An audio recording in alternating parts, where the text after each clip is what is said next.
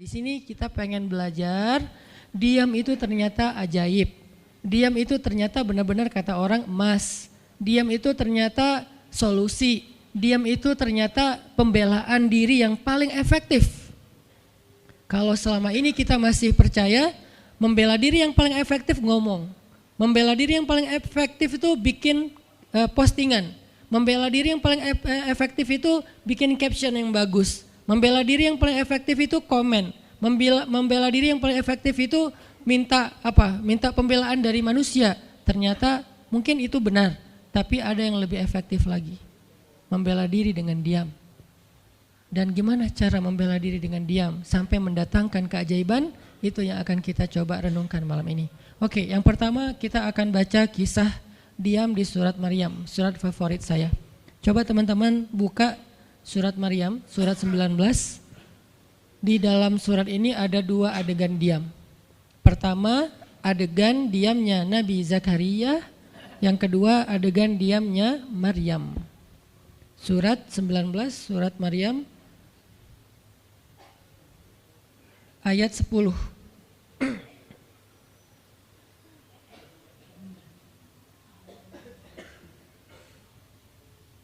Sekaligus kita pengen belajar kalau kita lagi diam pas kita dicerca, ketika kita disakiti, ketika ada masalah dengan seseorang, kalau kita diam kita ngapain gitu kan gitu ya, nggak diam doang kan, kita ngapain.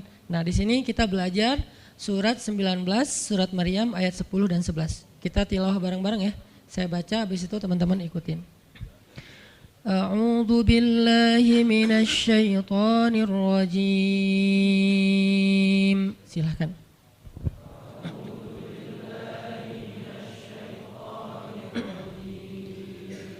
Bismillahirrahmanirrahim.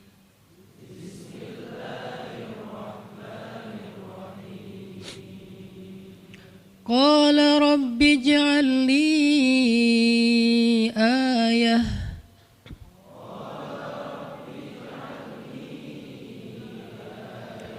Qala ayatuka alla tukalliman nasa thalatha layalin sawiyya.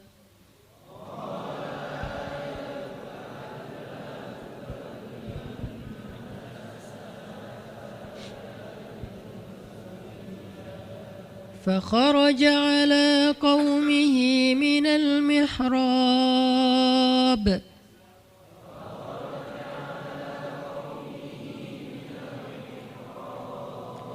فأوحى إليهم أن سبحوا بكرة وعشيا.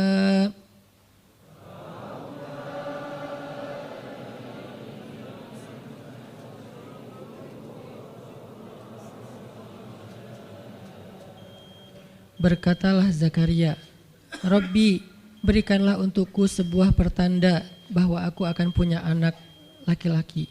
Allah berfirman, tanda-tanda bagimu adalah engkau tidak akan bisa berbicara dengan manusia selama 3 malam berturut-turut. Maka keluarlah Zakaria kepada kaumnya dari mihrabnya dan memberi mereka isyarat supaya mereka bertasbih kepada Allah setiap pagi dan petang. Ini adalah adegan, kita lanjutin sekitar 2 menit sebelum azan. Ini adalah adegan ketika Nabi Zakaria dapat berita gembira akan punya anak laki-laki. Karena Nabi Zakaria berdoa minta anak laki-laki dari sejak nikah sampai usia 80 tahun. Kurang lebih sekitar 50 tahun berdoa. Lama banget, ya Allah beri anak, ya Allah beri anak. Sampai iparnya udah punya anak keren namanya Maryam. Iparnya adalah Imran. Udah punya anak keren banget, cewek, solehah, dari kecil udah beribadah di Masjidil Aqsa. Zakaria masih minta anak, ya Allah, ya Allah, ya Allah.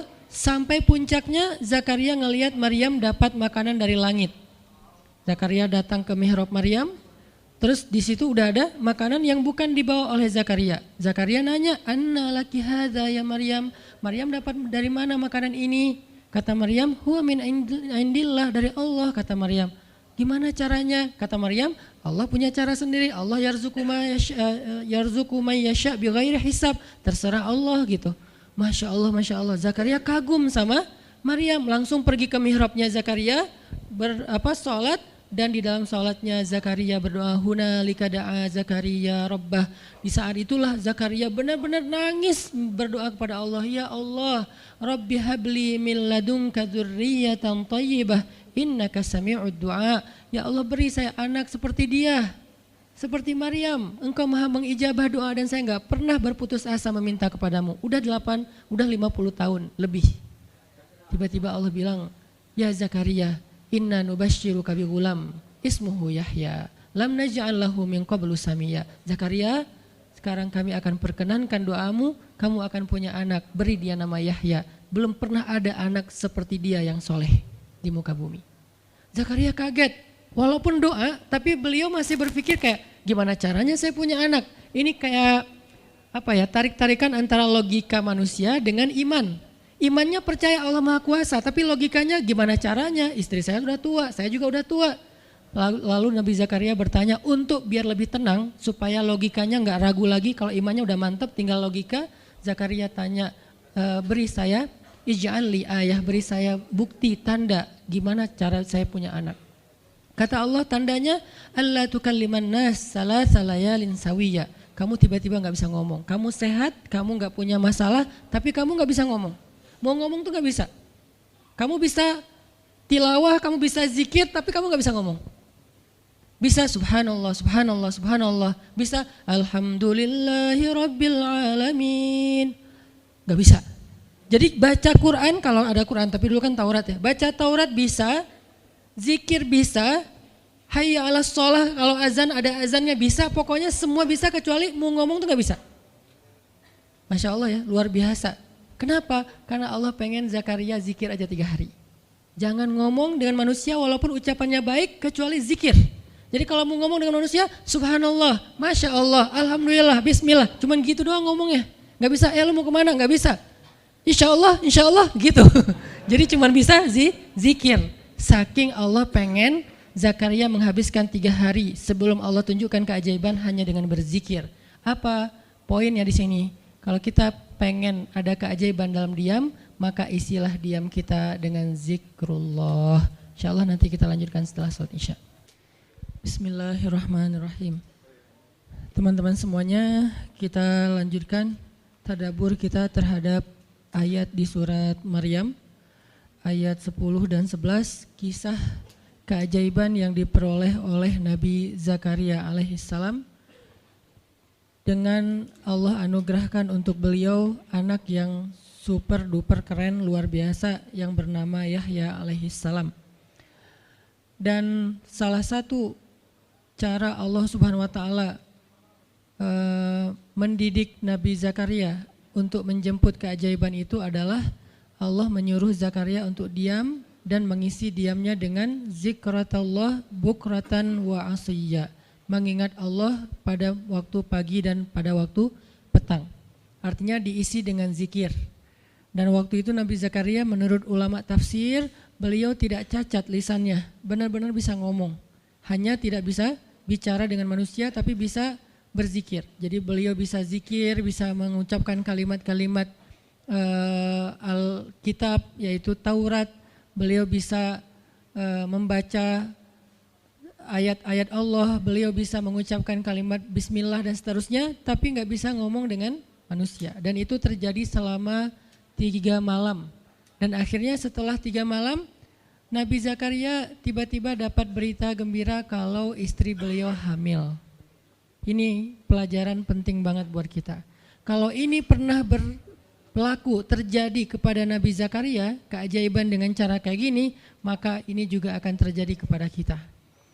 Itulah alasan kenapa kisah tersebut direkam dalam Al-Quran. Supaya dia menjadi pelajaran hudan lil muttaqin.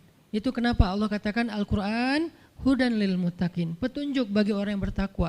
Orang yang pengen memperbaiki diri. Orang yang pengen dapat solusi. Muttaqin, orang yang pengen wa may yattaqillaha yaj'al lahu makhraja. Dapat jalan keluar.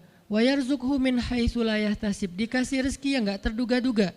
Wa may yattaqillaha yaj'al lahu min amrihi yusra, diberikan kemudahan. Wa may yattaqillaha yaj'al lahu yukaffir anhu sayyi'atih, dihapuskan semua dosa. Wa yu'dhim lahu ajra, dikasih reward yang berlipat-lipat. Maka siapa yang pengen dapetin keajaiban-keajaiban orang bertakwa itu, maka jadikanlah Al-Quran sebagai petunjuknya, hudan lil muttaqin.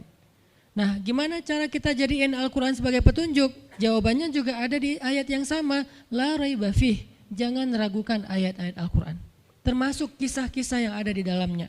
Sehingga kalau kita benar-benar percaya kisah Nabi Zakaria mendapatkan keajaiban dengan cara diam dan zikir, maka kita coba terapin itu dalam masalah hidup kita, insya Allah kita juga akan mendapatkan keajaiban dan kejutan seperti yang didapatin oleh Nabi Zakaria. Itu pesan poin yang ada di dalam ayat 10 dan 11 surat Maryam. Sehingga buat sebagian orang yang mungkin ngerasa selama ini sering disakiti, sering dicuekin, sering didebat, sering diapain, jangan terlalu diladenin.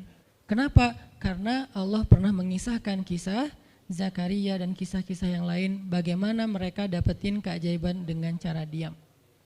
Ini yang kita coba pengen rubah sedikit persepsi kita. Enggak selalu bela diri dengan ngomong, kadang kita bela diri itu dengan diam. Enggak selalu kita dapetin keajaiban itu dengan hanya mengandalkan manusia, tapi justru kita dapetin keajaiban saat kita mengandalkan Allah Subhanahu wa taala. Itu tuh dahsyat. Yang kedua, sekarang setelah Nabi Zakaria dapat keajaiban anak yang soleh banget, sampai Allah kisahkan di ayat 13 gimana solehnya dia, 14, 15 dan seterusnya. Sekarang kita baca kisah kedua, yaitu kisah Sayyidah Maryam, yaitu ada di ayat 26. Petikannya ada di, cuplikannya ada di ayat 26.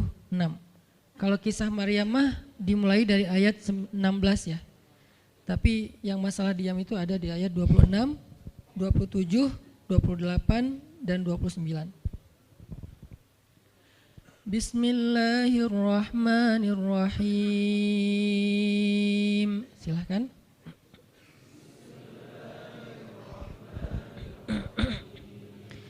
Fakuli washrabi wa qarri aina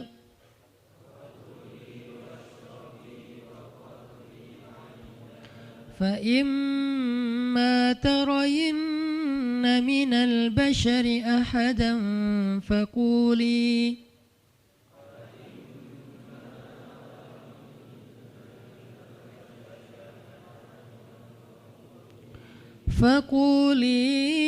inni nadartu lirrahmani sawman falan ukallimal yawma insiya.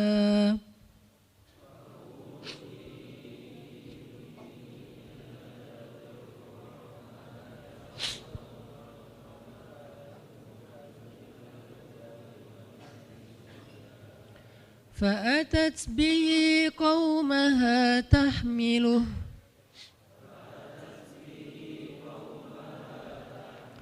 قالوا يا مريم لقد جئت شيئا فريا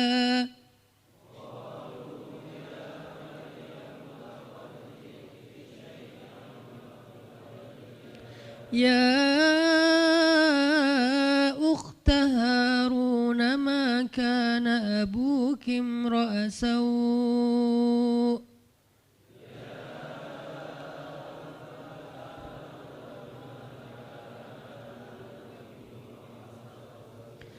ما كان أبوك امرأ سوء وما كانت أمك بغيا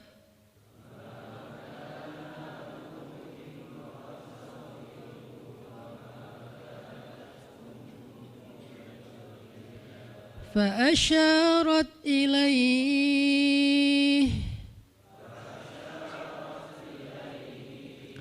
قالوا كيف نكلم من كان في المهد صبيا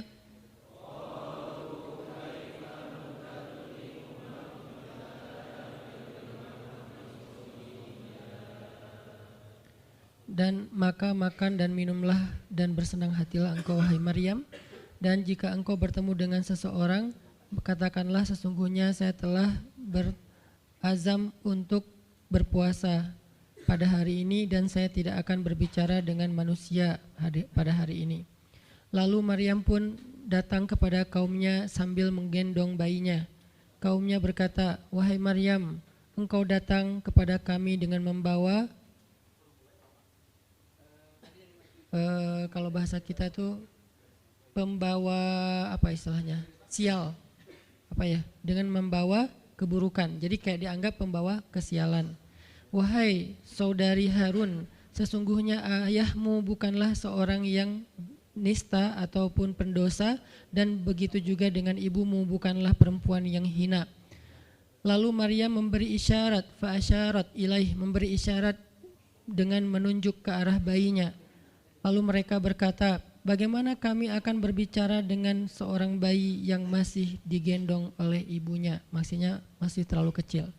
Ini adalah cuplikan adegan Maryam ketika baru pulang kampung.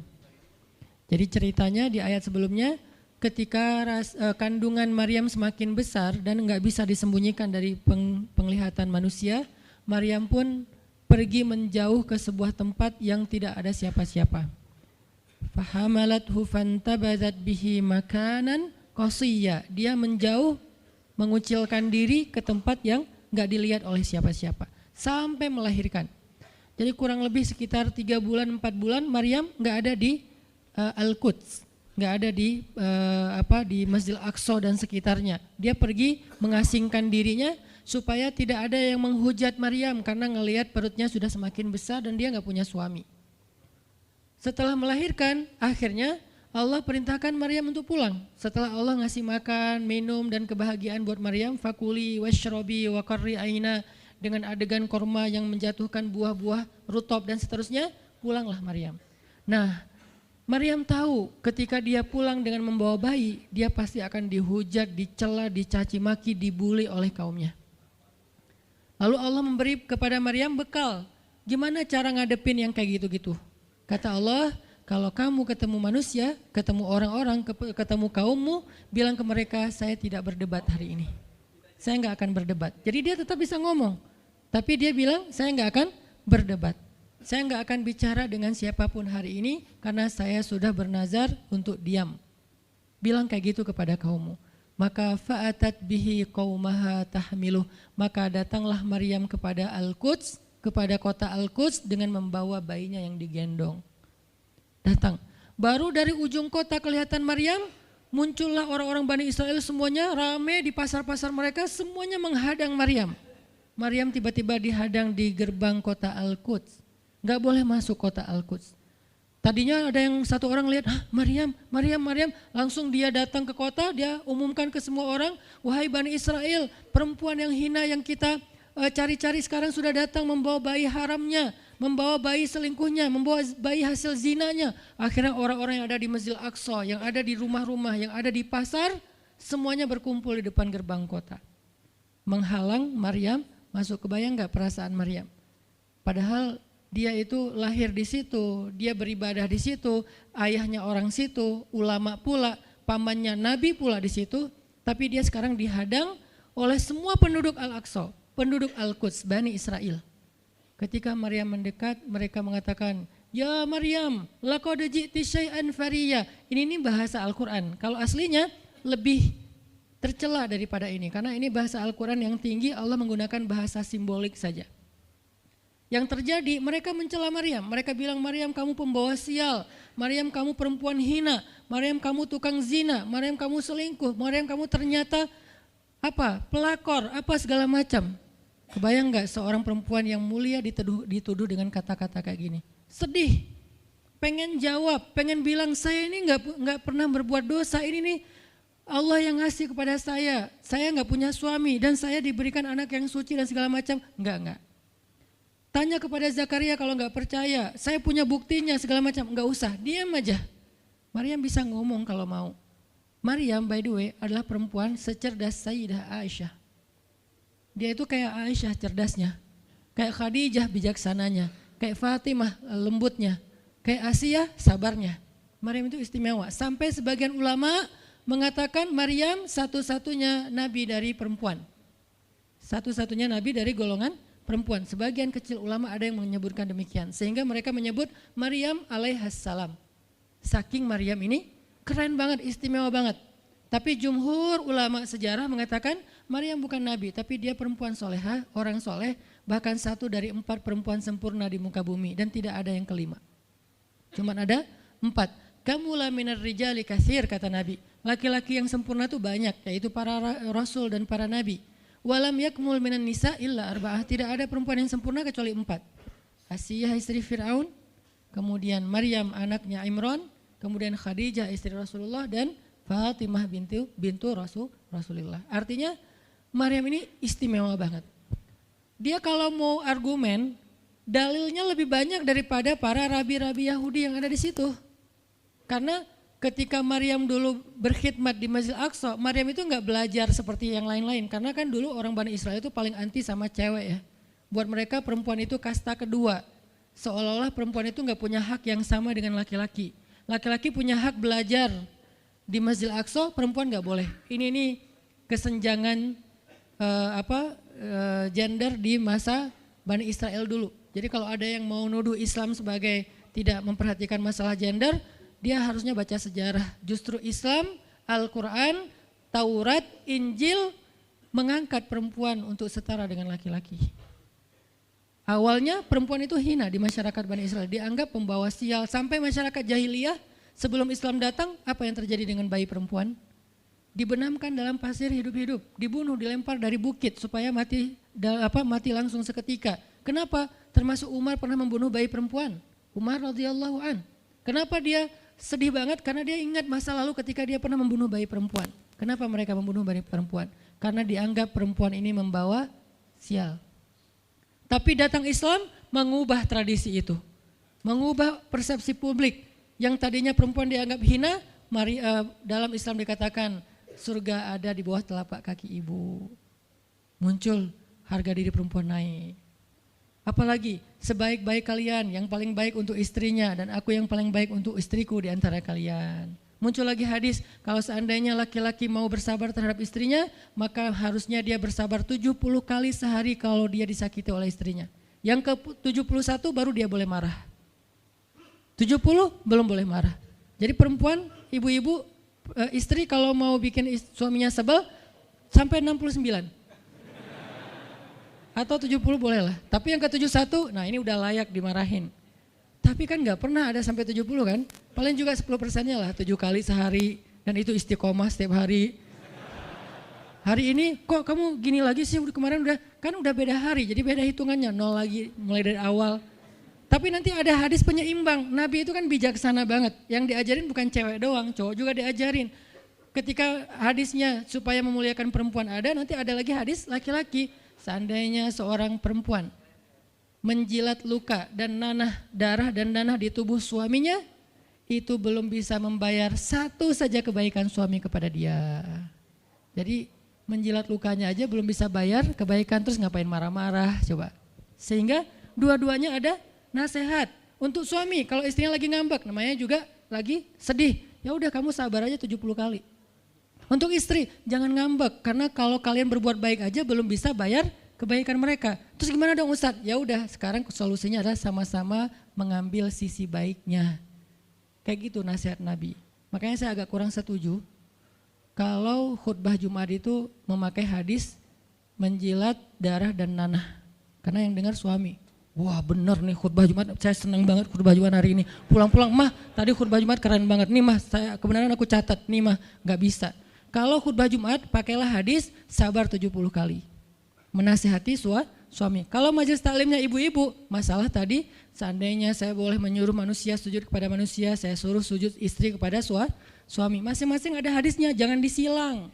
Ini enggak bijak dalam ceramah, karena harusnya memberi nasihat yang bisa memperbaiki, bukan menambah tuntutan baru. Wah benar nih kalau suami saya dengar, harusnya suami saya datang, Ustadz boleh enggak acara selamatan di rumah saya nanti temanya ini gitu. Kalau perlu ngundang Ustadz yang dia kenal, request dulu untuk ngemojokin pasangan, ini enggak bijak. Balik lagi ke cerita tadi, Maryam tuh pinter banget, cerdas banget. Dari kecil dia udah hafal Taurat. Ibarat anak sekarang hafal Quran. Dan lebih sulit ngafal Taurat daripada Quran. Kenapa?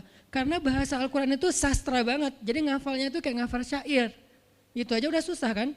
Kebayang gak ngafal Taurat? Lebih sulit lagi tuh. Dan Maryam dari usia di bawah 5 tahun udah khatam Taurat. Udah tahu tafsir Taurat usia 7 tahun.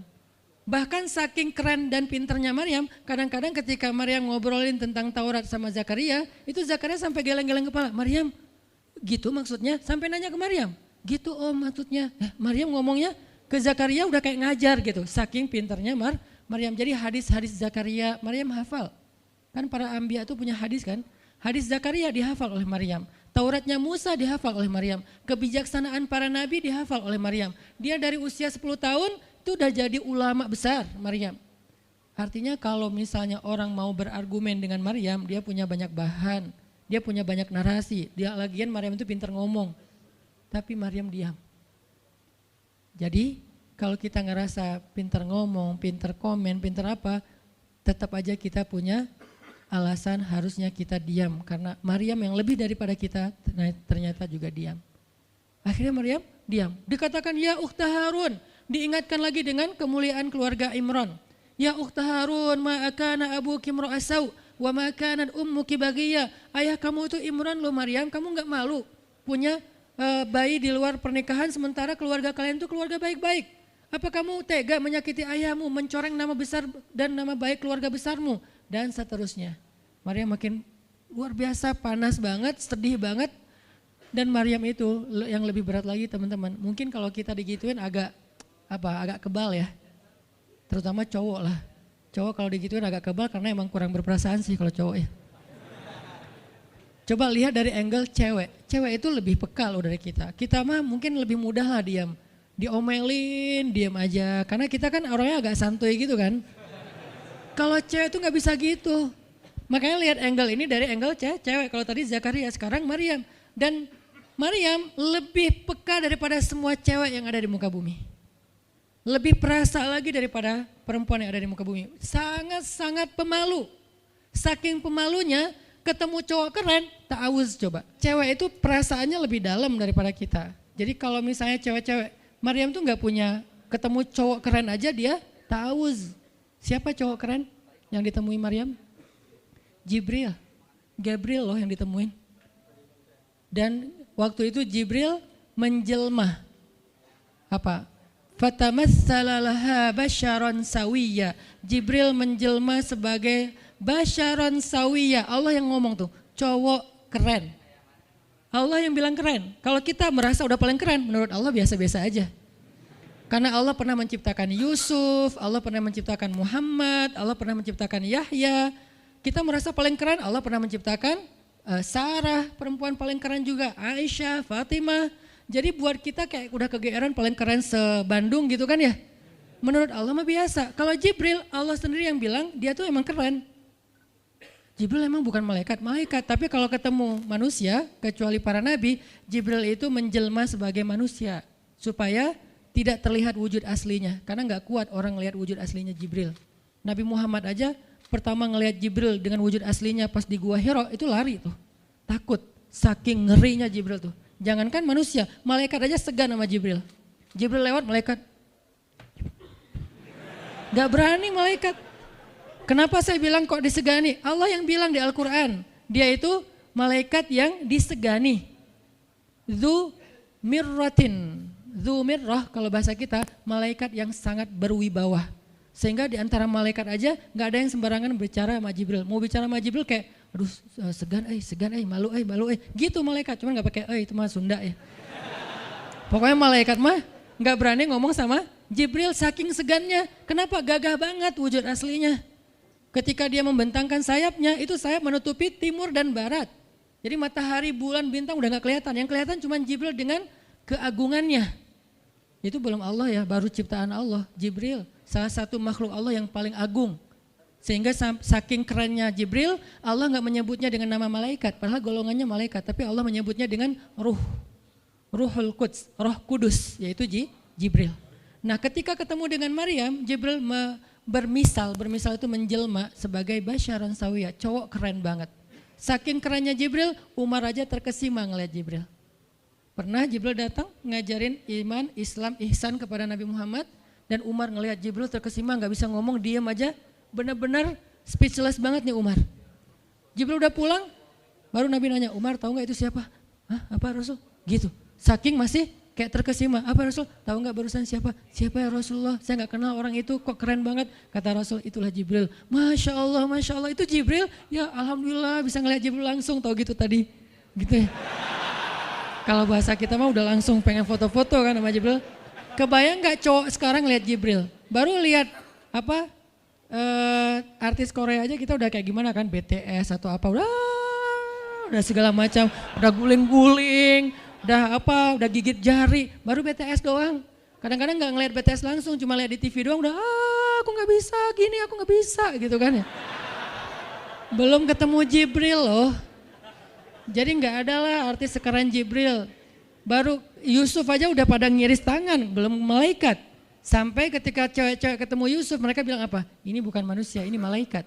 Jadi gantengnya Yusuf tuh bukan ganteng-ganteng apa? Itulah. Ganteng kok hewan gitu kan. Ini ganteng-ganteng malaikat. Belum ada tuh film atau sinetron itu. Yusuf itu ganteng-ganteng ganteng-gantengnya tuh malaikat, levelnya tuh level malaikat. Jadi kalau ada Jibril, ada Yusuf kayak, nih yang mana Yusuf, mana Jibril ya, keren dua-duanya.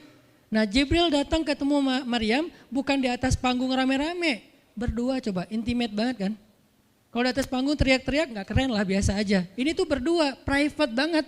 Di satu ruang kecil, berdua gak ada yang tahu, tiba-tiba Jibril berdiri di depan Maryam, senyum dengan khas senyumnya malaikat yang mematikan gitu. Maryam pas buka mata lagi zikir ngelihat Jibril depan matanya keren banget. Langsung Maryam bilang apa? A'udzubillah. Wibawa banget kan Maryam? A'udzubirrahmani minka in kunta taqiyya. Jadi emang elegan sih orang-orang soleh tuh. Dia langsung nunduk, dia bilang A'udzubirrahmani minka in kunta taqiyya. Aku berlindung kepada Allah yang Maha Rahman. Kenapa ngomongnya Rahman? Karena keren. Kalau enggak keren, a'udzubillah. Karena keren, A'udzubirrahman. Tapi masih ta'awuz, cuman pakainya Rahman. Karena Allah tuh maha pengasih yang udah bikin kamu tuh keren. Diksinya luar biasa ya. Maryam gak bilang, A'udzubillahi minasyaitonirrajim. Enggak, ini enggak layak dibilang syaitan, ini terlalu keren. Jadi gak bisa A'udzubillah, A'udzubirrahman. Berarti Maryam itu pinter.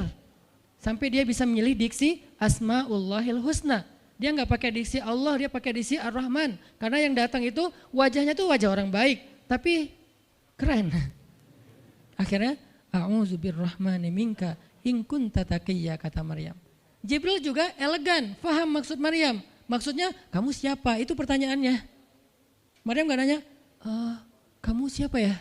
Enggak gitu. Kan gaya culun-culun kayak caper gitu kan. Kamu siapa ya? Aku ada salah sama kamu. Enggak gitu sih Maryam ngomongnya. Saking elegannya Maryam, dia nanya kamu siapa tapi pakai kalimat zikir. Keren gak sih? Kita kadang-kadang zikir, A'udzubirrahmani minka in kunta taqiyya. Artinya apa Mbak? Sama-sama gak elegan ya. Kalau Maryam sama Jibril dua-duanya elegan. Bahasa orang elegan tuh emang banyak kode sih. Jadi kita mah yang polos-polos kayak gini, yang remeh-remeh rempeyek gak jelas gini, ya nggak akan paham kalau nggak baca tafsir. Makanya kalau mau theater of mind, baca Quran itu pakai tafsir, pakai kisah, baru kita ngerti kondisinya. Oh gitu banget ya, dahsyat banget ya kejadian waktu itu. Jibril datang dengan wujud yang kerennya. Maryam pengen nanya kamu siapa? Kok tiba-tiba masuk ruangan saya? Tapi bahasanya A'udzubirrahmani minka in kunta taqiyya. Aku berlindung kepada Allah yang maha baik darimu kalau kamu takut kepada Allah. Maksudnya kamu siapa? Takut gak kamu sama Allah? Baru Jibril mengatakan, saya adalah utusan Allah, berarti malaikat, untuk memberi kabar kepadamu kalau kamu akan punya anak. Baru Maryam melihat, gimana saya punya anak? Ya udah ada obrolan nih. Dan mereka udah biasa aja, oh Jibril saya kira siapa, udahlah gak mungkin. Artinya udah kayak gitu nih kesolehan Maryam. Artinya Maryam itu orang yang sangat peka banget, perasaannya dalam banget. Terus nanti ketika Maryam melahirkan anak, tahu gak kata-kata Maryam apa? Ya laitani mittu qabla hadha wa kuntu nasyam mansiya. Saat Maryam merasakan sakitnya kontraksi, mau melahirkan Isa, Maryam itu sambil kontraksi sambil bilang, ya laitani mitu qabla hadza wa kuntu nasyan mansiya. Aduhai seandainya saya mati aja sebelum kejadian ini dan saya dilupakan oleh manusia seolah-olah saya tidak pernah ada. Kenapa Maryam ngomong kayak gini? Maryam ngebayangin betapa malunya dia nanti kalau harus membawa bayinya ketemu Bani Israel yang pada bawel. Bani Israel itu terkenal kaum yang paling bawel. Bawelnya banget. Kalau kita baca Al-Baqarah itu isinya kebawelan Bani Israel. Kata Nabi Musa, sembelihlah Al-Baqarah. Al-Baqarah itu kan banyak, yang warna apa? Cari yang warnanya bersih. Yang bersih kan juga ada belang-belangnya nggak dikit. Terus yang beratnya berapa kilo, yang dari mana, dari Bali atau NTB atau dari mana? Bawel banget. Udahlah cari aja seekor sapi, sembelih beres. Tapi nanya lagi, bertele-tele. Itulah Bani Israel. Dan Maryam tahu banget karakter kaumnya. Jangankan dengan fitnah kayak gini nih, ketemu Nabi yang udah menyampaikan hal yang benar aja, itu di debatnya tuh habis-habisan. Apalagi dengan kondisi Maryam, makanya Maryam takut banget, dia nggak kuat menanggung malu. Kalau kita mungkin masih kuat lah nanggung malu, kadang-kadang malah malu-maluin gitu kan. Kalau Maryam nggak kuat nanggung malu, berarti orang yang seperti ini harusnya kan berat banget untuk diam kan, nggak akan kuat diam, harusnya dia ngomong gitu, dia belain diri. Tapi Maryam itu sisi lainnya adalah perempuan yang mukminah, siddiqah, sangat yakin sama Allah. Allah suruh diam, ya udah diam. Gimana pun dihujat, diam. Kata Allah diam. Ya Allah mereka bilang saya itu berzina, diam. Ya Allah bilang ini anak haram, ini anak saya nih, anak yang mulia.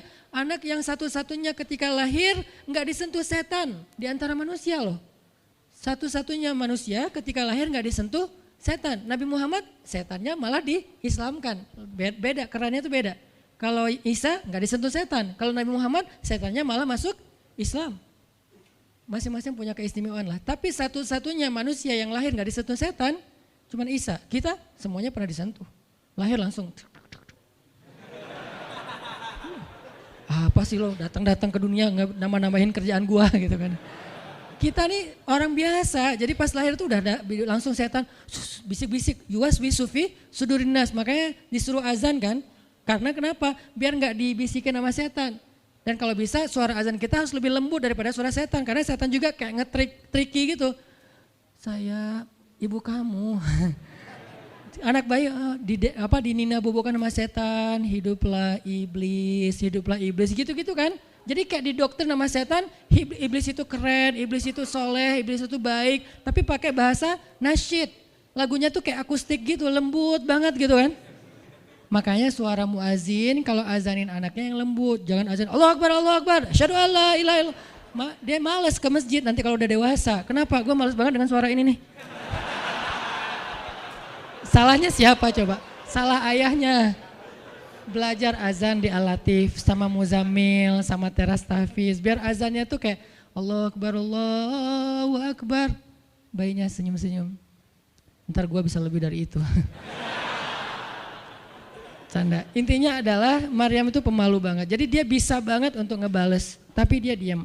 Sampai akhirnya fa'asyarat ilaih, dia memberi isyarat. Arti memberi isyarat, dia nunjuk ke arah Isa alaihissalam yang masih digendong, kalau kalian mau ngomong aja sama bayinya. Allah yang nyuruh kayak gitu.